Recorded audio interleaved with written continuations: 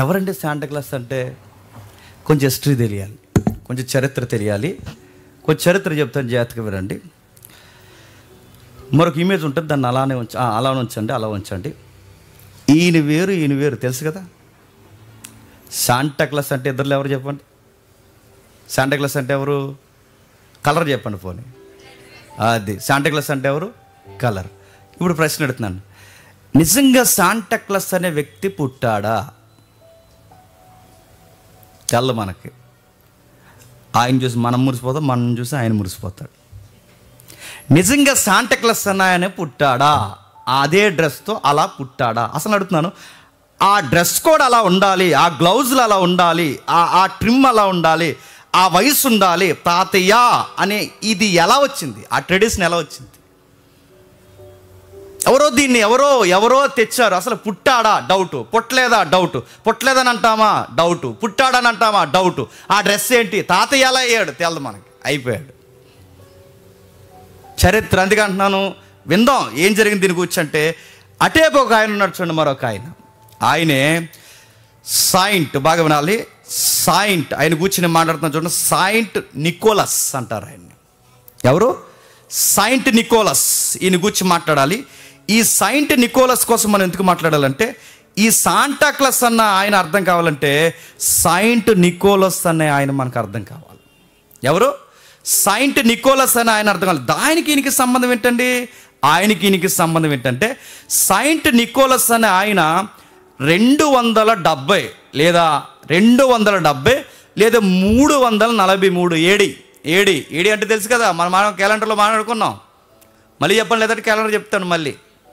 అర్థమైందిగా? ఏడి బీసీకి ఏడికి మనకి ఎబ్రివేషన్ తెలుసు మనకి. ఓకే, ఆఫ్టర్ డెత్ అంటారు. కాదు మనం తెలుసుకున్నాం. అయితే ఓకే, 270 343 అంటే సాయింట్ నికోలస్ అన్న ఆయన 2-3 శతాబ్దాల్లో పుట్టాడు. ఆయన ఇమేజ్ అలా ఉంచు తమ్ముడు. 2-3 శతాబ్దాలు అంటే సాయింట్ నికోలస్ శాంటాక్లాస్ అయ్యాడా? కాదు. సాయింట్ నికోలస్ శాంటాక్లాస్కి సంబంధం చాలా మందికి తెలియదు. ఎందుకంటే యూట్యూబ్లో తగడమ్మా అని తయారైపోతారు, ఆయన్ని కంపేర్ చేసి మాట్లాడతారు. కాదు, హిస్టరీ అలా చెప్పట్లేదు. హిస్టరీలో ఆ బేస్ లేదు. శాంటాక్లాస్ ఆయన గూర్చి ఆయన పుట్టినట్టు ఎక్కడ రికార్డెడ్ డాక్యుమెంట్స్ లేవు. మరి సాయింట్ నికోలస్కి శాంటాక్లాస్ సంబంధం ఏంటి? కొంచెం ఇంటర్నల్ లింక్ ఉంది. అంటే ఒక మోడలింగ్ జరిగింది, దాన్ని అడాప్ట్ చేసుకున్నారు కనుక ఆ హిస్టరీ మనకు తెలియాలి. ఏంటి? సాయింట్ నికోలస్ అన్న ఆయన మీద చాలా స్టోరీస్ కదా హిస్టరీ ఉంది. సాంప్రదాయమైన కథనాలు రోమన్ క్యాథలిక్లో ఉన్నాయి. సాయింట్ నికోలస్ అన్న ఆయన చరిత్ర ప్రకారం క్యాథలిక్ మాంక్. ఈయన కూడా క్యాథలిక్ మాంకే. ఈయన గురించి చాలా చరిత్రలు ఉంటాయి. ఎప్పుడైనా నేను గురించి సరదాగా చదవండి, నిజంగా చాలా ఆత్మీయంగా అనిపిస్తుంది. ఈయన దగ్గరకట పక్షులు అలా వచ్చి ఆయన బైబిల్ చదువుకుంటే భుజం మీద వాళ్ళు అలా వెళ్ళిపోయేవట. క్యాథలిక్ చెప్తుంది. ఇంకా భయంకరమైన తోడేళ్ళు ఉంటాయి చూసారా, ఆ తోడేళ్ళ మధ్యకి వెళ్ళి ఆయన గిరిజన ప్రజలకు లేదా ఏదైతే ఉన్నారో మారుమూల ప్రజలకు, రిమోట్ ఏరియా ప్రజలకు సువార్త చెప్పడానికి వెళ్ళినప్పుడు తోడేళ్ళు, పులులు, సింహాలు ఉన్నప్పుడు, దేవా నీ చిత్తము సువార్త చేయడం అయితే ఇదిగో నేను వెళ్తున్నాను, నేను ఎదుట నేను బాగుంటే వీటిలో నోర్లు నువ్వే మూయించు, లేదా వాటికి ఆహారంగానే నన్ను చేయని వెళ్ళిపోయినప్పుడు దగ్గరకు వచ్చి అలా పలకరించి వెళ్ళిపోయాడు. ఇలా ట్రెడిషనల్గా చెప్తారు ఆయన గురించి. అందుకే ఎప్పుడైనా ఈ సాయింట్ నికోలస్ కోసం కొట్టండి, ఆయన మీద పక్షులు అన్నట్టు ఇమేజ్లు కనబడతాయి. మీరు చూడండి గూగుల్లో. ఆయన దగ్గరికి తోడేళ్ళు వచ్చినట్టు, పులులు వచ్చినట్టు ఇవన్నీ ట్రెడిషనల్గా మనకు కనబడతాయి. దీనికి బిబుల్ లేదా బిబిలికల్ వ్యూ ఈ టైప్ ఆఫ్ ఏమైనా ఉందంటే, దేవుడి మాట ఖచ్చితంగా జంతువులు వింటాయా వినవా? వింటాయి అనడానికి బేస్ ఏంటి? నోవహు టైంలో జలప్రలయం వస్తున్నప్పుడు రెండంటే జంటలుగా వచ్చాయా లేదా? కాబట్టి దానియేలు దగ్గర నోరు మూయించిన వాడు, భక్తుల దగ్గర నోర్లు మూయించిన వాడు కొన్నిసార్లు ఏమో మనకు తెలియదు, ఏ భక్తుడిని మనం జడ్జిమెంట్ చేయలేం. ఏమో ఏదైనా చిన్న విషయం ఏం కాదు. ఇంత ట్రెడిషనల్గా ఇంతలా క్యాథలిక్ మాట్లాడుతుందంటే బహుశా ఆయన మంచి భక్తుడై ఉండాలి, చాలా పవిత్ర. అందుకే సాయింట్ హుడ్ అనేది ఎవరికి పడతాడు? ఎవరు ఇస్తారా? సాయింట్ హుడ్ అనేది ఎవరికి ఇస్తారు? మహిమలకు మూలమైన వారికే సాయింట్ హుడ్ ఇస్తారు. మొన్న ఇచ్చారు మదర్ తెరేసా గారికి సాయింట్ హుడ్, తెలుసు కదా. అందుకే సాయింట్ అనే పదం ఎవరికి వాడకూడదు.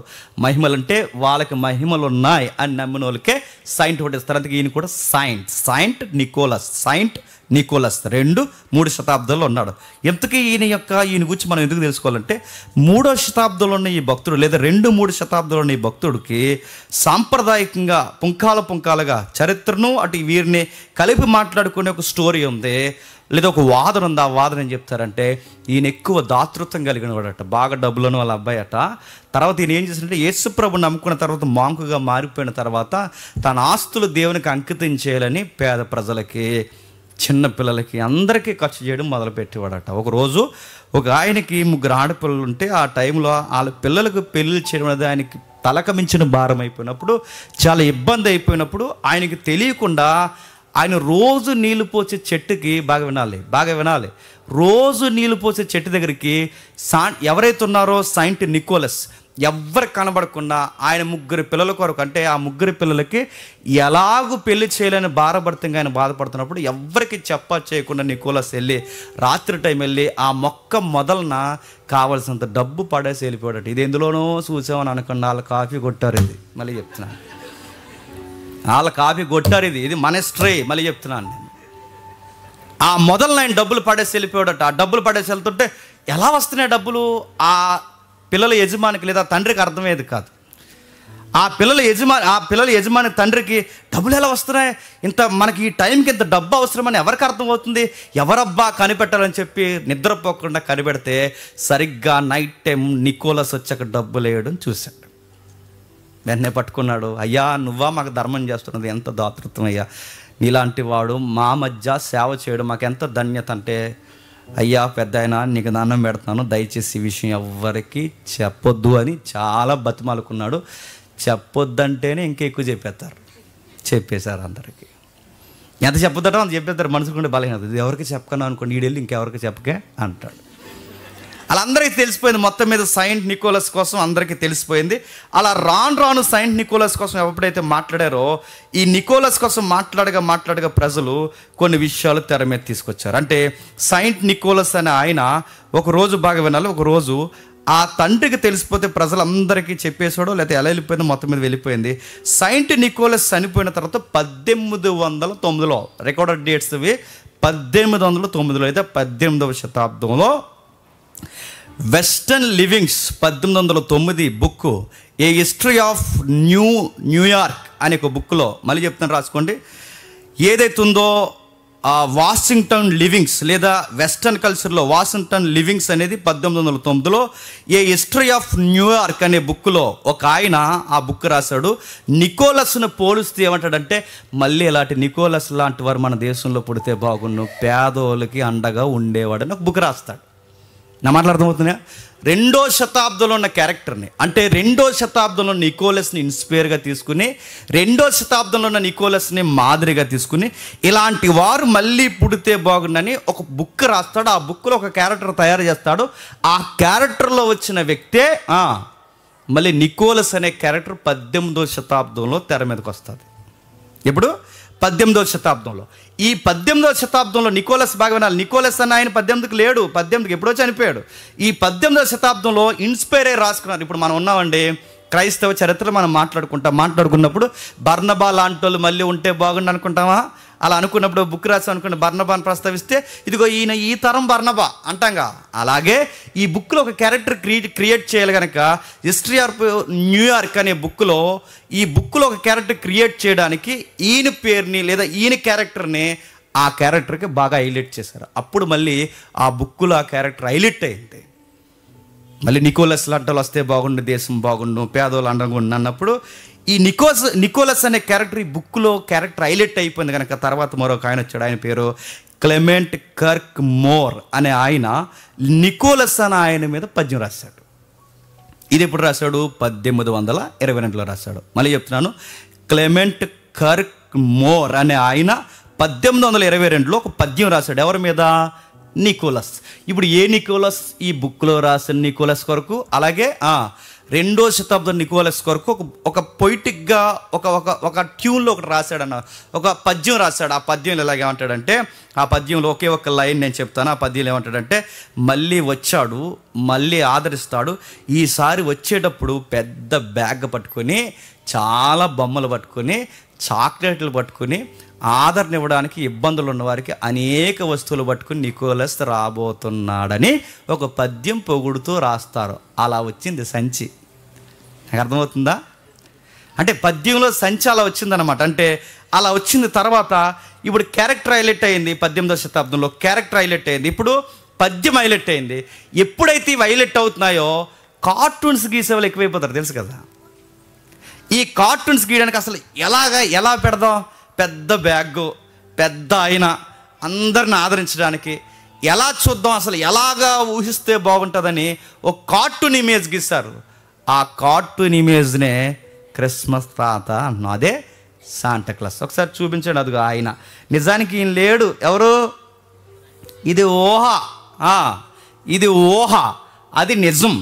ఆ నిజమైన ఆయన క్యారెక్టర్ మైండ్లో పెట్టుకుని ఈ పద్యంలో మాట్లాడు కదా, పద్యంలో పెద్ద బ్యాగ్, పెద్ద సొక్కో, మనకు బొమ్మలు తెస్తున్నాడు, చాక్లెట్లు తెస్తున్నారు, అందుకే చాక్లెట్లు చల్లుతారు, బొమ్మలు తెస్తారు.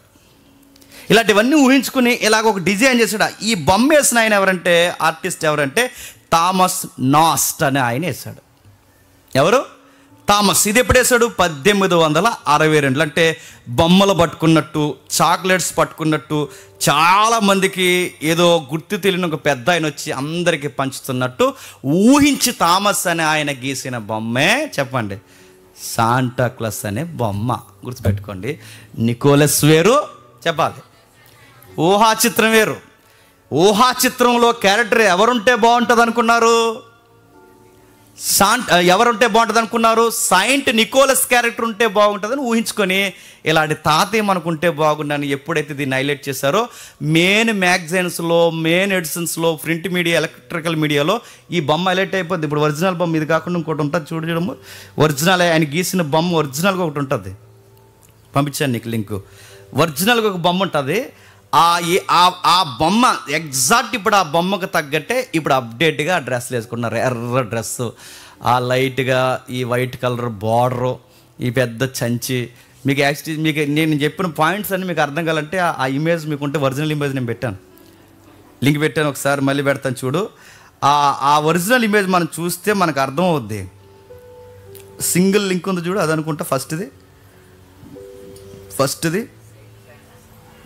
ఫస్ట్ది కదా అది. Okay, next. ఇదిగో పెట్టాను చూడు, ఇందులో సెకండ్ అది నీకు మళ్ళీ కోట్ చేస్తాను చూడు.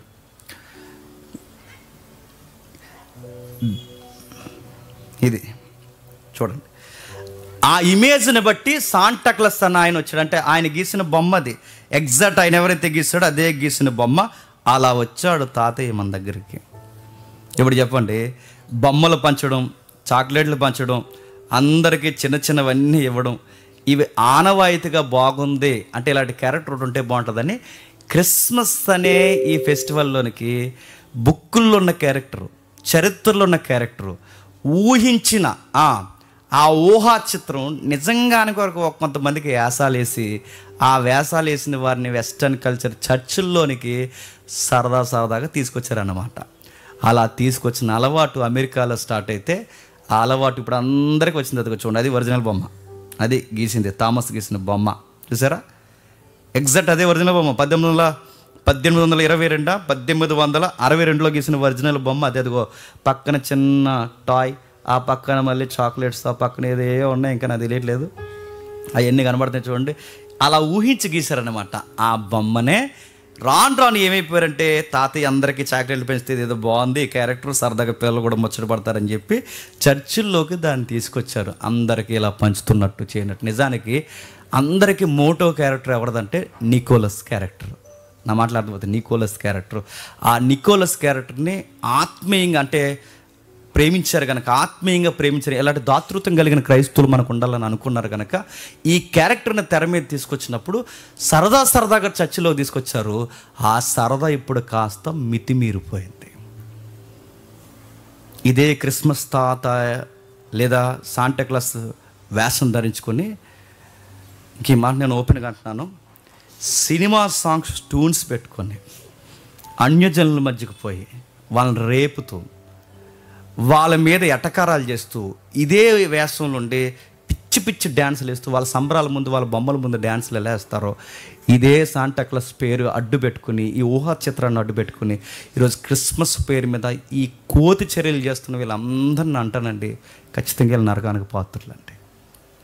ఎందుకంటే నికోలస్ అన్న ఆయనకు ఒక దాతృత్వం కలిగిన వాడు. శాంటాక్లాస్ అనేది ఒక ఊహా చిత్రం. పెద్దలు అనేది చిన్నపిల్లల కొరకు తెచ్చిన ఒక చక్కటి ఒక పాత్ర మాత్రమే. అది జస్ట్ ఎంటర్టైన్మెంట్కి మాత్రమే.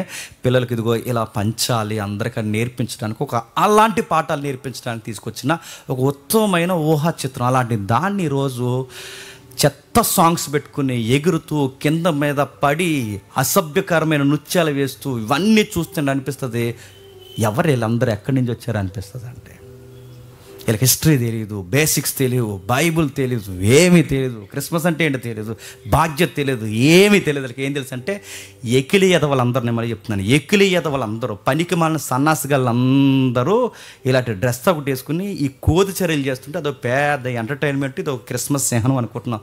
అగ్గెటెళ్ళండి ఇలాంటి వాళ్ళందరికీ నన్ను అడిగితే. ఎగిరి చర్యలు చర్చా లేకపోతే సంత? ఇది ఎకిలి చర్యలు చేయడానికి సంత చర్చా? అరే నికోలస్కి ఒక క్యారెక్టర్ ఉంది. ఆ నికోలస్ ఇన్స్పైర్ అయిన బుక్లో ఒక క్యారెక్టర్ ఉంది. ఆ బుక్లోంచి ఇన్స్పైర్ అయిన కార్టూన్ వేసిన వ్యక్తికి ఒక క్యారెక్టర్ ఉంది. వీళ్ళందరూ కలిసి ఒక దాతృత్వమైన ఒక క్యారెక్టర్ హైలైట్ చేశారు. నువ్వు లింగులింగమైన ఆశ సాకెట్లు వేసుకుని ఎవరిని అడవాడు చేద్దామనరా అని అడుగుతున్నాను నేను. ₹10 సాకెట్లు వేసుకుని వచ్చి అలా జల్లి ఎలా జల్లి ఎలా జల్లి అలా జల్లి నడుతున్నాను. ఈసారి ఇలా కనపడినప్పుడు కూర్చోబెట్టి ఆ క్యాప్ తీసి ఎవరైనా నువ్వు బాప్టిజం తీసుకున్నా అడగాలండి ఖచ్చితంగా. నేను నీ ముఖానికి రక్షణ లేదు, ఏమీ లేదు, ఏమి ఎరగదిద్దామన్నా, అసలు నీకు శాంటాక్లాస్కి నికోలస్కి తేడా ఎట్లా అడగాలి? యాసం వేస్తున్నాడు. యాసాలు ఎక్కువైపోయాయి, దరిద్రాలు ఎక్కువైపోయి ఇవన్నీ వచ్చేసాయి. రాను రాను భయంకరమైన పరిస్థితులను తీసుకొచ్చేసారు. పట్టుకుని దరిద్రపు వ్యాసాలని తీసుకొచ్చి బయటపడేస్తారు.